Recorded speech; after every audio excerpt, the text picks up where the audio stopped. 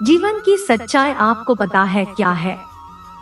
जीवन में हमेशा एक दूसरे को समझने का प्रयत्न करो, परखने का नहीं। लोग बदलते नहीं, बस सिर्फ इतना होता है, या तो आप में उनकी दिलचस्पी खत्म हो जाती है या आपसे ज्यादा है दिलचस्प उन्हें कोई और मिल जाता है। समय नहीं लगाना ये तय करने में कि आपको क्या करना है, वरना समय ये तय कर लेगा कि आपको क्या करना है। शिकायत वहाँ होती है जहाँ विश्वास ना हो। जब आपको ये एहसास हो जाए कि आप किसी की जिंदगी में सिवाय बोझ के और कुछ नहीं है, तो आपको खामोशी से उसकी जिंदगी से निकल जाना चाहिए, क्योंकि प्रेम जुदाई बर्दाश्त कर लेती है लेकिन बेइज्जती बिल्कुल भी नहीं। अनुभव कहता है कि मेहनत आदत बन जाए तो कामयाबी मंजिल बन जाती है। सबसे ज्यादा दुखी अपनों का पर आया होना होता है। अपने आप को तैयार करो, हर किसी के बात को अपने ऊपर लेना बंद करो।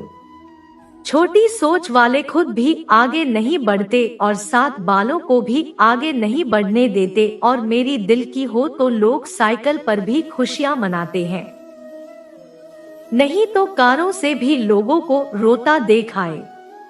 अक्सर लोगों को प्यार से नफरत उस वक्त हो जाती है जब कोई बहुत ही ज्यादा प्यार करके धोखा देता है।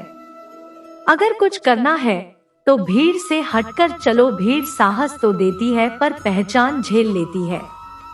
गुजर गया वो वक्त जब हमें जरूरत थी तुम्हारी, अब जिंदगी भी बन जाओ तो स्वीकार नहीं करेंगे। कांस के जैसा होता है भरोसा, कितना भी संभालो आखिर में टूट जाता है। इंसान इंसान का रास्ता काटता है, बिल्लियां तो यूं ही बदनाम है। प्रेम हो या नफरत हिसाब से करो, बेहिसाब करोगे तो तकलीफ होगी। कोई विश्वास तोड़े तो दिल से उसका धन्यवाद करो, क्योंकि वही लोग सिखाते हैं कि विश्वास सोच समझकर करो। कभी आंसू मत देना उनकी आंखों में जिन्होंने खुद हार कर आपको जिताया है। लोगों को संतुष्ट करते करते तुम्हारी जिंदगी बीत जाएगी, लेकिन तुम उन्हें संतुष्ट नहीं कर पाओगे। इसलिए अपने लिए, अपनी खुशियों के लिए जीना शुरू करो। किसी इंसान के पीछे भागकर अपनी वैल्यू कम मत करो। जो आपका होगा वो कहीं नहीं जाएगा। जो रास्ता तुम्हारा नहीं है वो मंजिल भी तुम्हारे ही नहीं। रिश्ता रखना हो तो अच्छी बातें करते रहा करो, और खत्म करना हो तो सच्चाई बता दो। कभी कभी नए लोग पुराने सी वफादार मिल जाते हैं।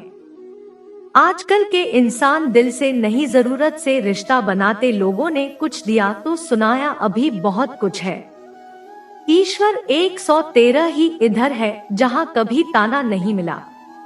असफलता में कुछ गलत नहीं है, लेकिन सफलता के लिए कोशिश ना करना जरूर गलत है। जिंदगी को समझना बहुत मुश्किल है। कोई सपनों के खातिर अपनों से दूर रहता है, तो कोई अपनों के खातिर सपनों से दूर ना। ऑफिस लो इस उम्मीद में कि कोई तुम्हें उठा लेगा, सोचकर मत डूबो कि तुम्हें कोई बचा लेगा देगा। तुम्हारे मुसीबत में तो हर कोई मजा लेगा। अपना गम सोच समझकर बांटना चाहिए। दुनिया में हम दर्द कम और सिर दर्द ज्यादा मिलते हैं। अगर हालातों पर आपकी पकड़ मजबूत है तो जहर उगलने वाला भी आपका कुछ उखाड़ नहीं सकता। इंसान नीचे बैठा दौलत की चिंता है। कल इतनी थी आज इतनी बढ़ गई। ऊपर वाला हंसता है और इंसान की सांसें गिनता है।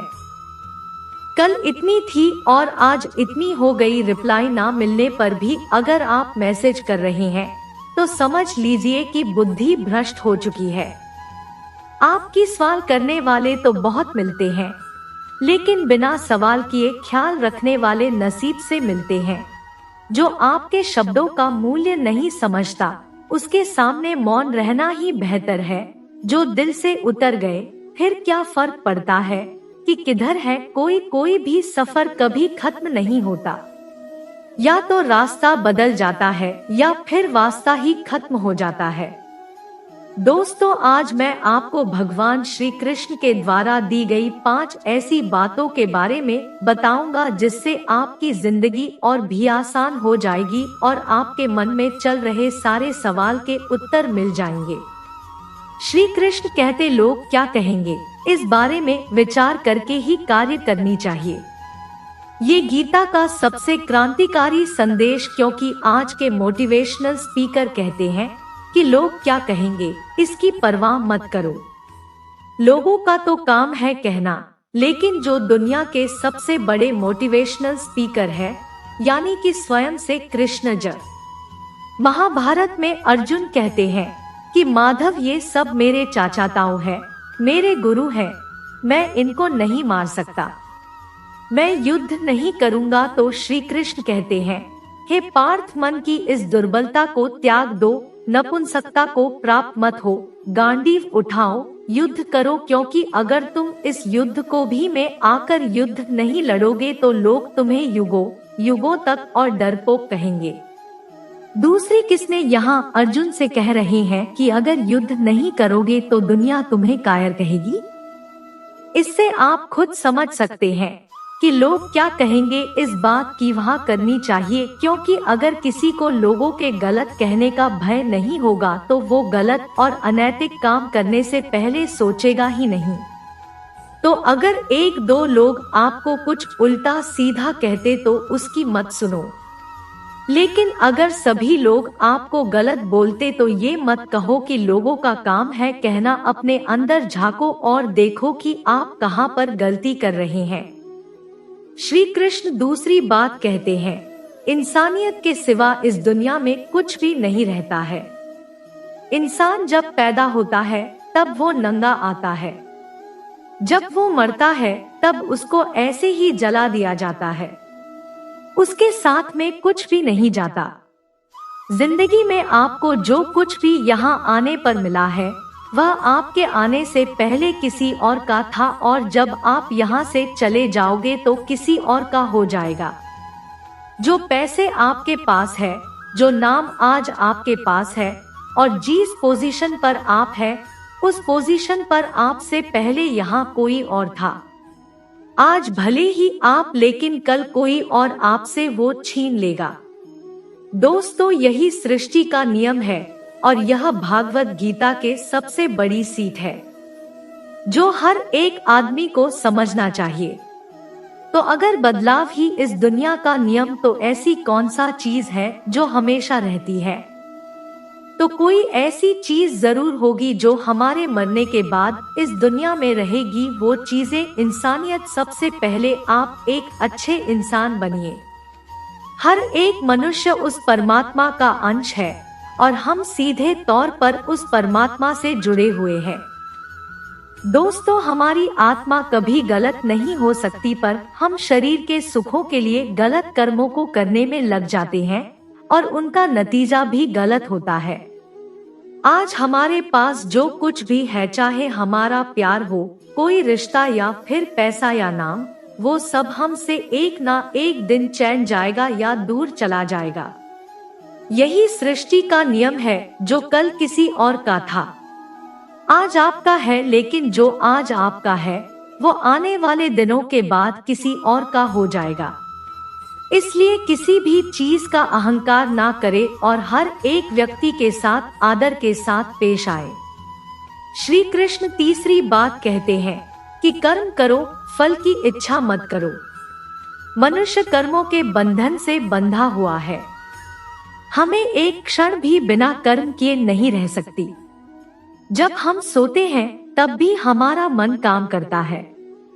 मनुष्य कभी कर्म किए बिना नहीं रह सकता, लेकिन अगर जीवन में तरक्की करनी है तो मनुष्य को निष्काम भावना के साथ अपना कर्म करते जाना चाहिए। फल की कोई भी इच्छा नहीं रखना चाहिए। ज्यादातर लोग जब कोई काम करते हैं तो हमेशा इस भावना के साथ करते हैं कि इस कार्य को करने से मुझे भविष्य में कुछ लाभ मिलेगा कि नहीं। लेकिन श्री कृष्ण कहते हैं, फल की इच्छा रखने में इंसान में कामुकता बढ़ती है और वो इंद्रियों के अधीन हो जाता है। इसलिए हमें कर्मयोग के सिद्धांत का अनुसरण करना चाहिए। कर्मयोग यानी बिना फल की इच्छा किए काम करना चाहिए। बिना इच्छा के कर्म करने का एक फायदा ये भी होता है कि आप काम पर ज्यादा ध्यान दे पाते हैं। श्री कृष्ण चौथी बात बताते हैं, लड़ाई से डरने वाले मिट जाते हैं। जिंदगी एक उत्सव है, संघर्ष नहीं। यदि आप अपनी जिंदगी को संघर्ष समझते हैं तो निश्चित ही वह संघर्षमय होने वाली है। हालांकि जीवन के कुछ मोर्चों पर व्यक्ति को लड़ने के लिए हमेशा तैयार रहना चाहिए। जो व्यक्ति लड़ना नहीं जानता, जो दोषी पर थोपा जाएगा या उसको सबसे पहले मारा जाएगा, उसी के जीवन में संघर्ष भी होगा। महाभारत के पांडवों को यह बात श्री कृष्ण ने अच्छे से सिखाई थी।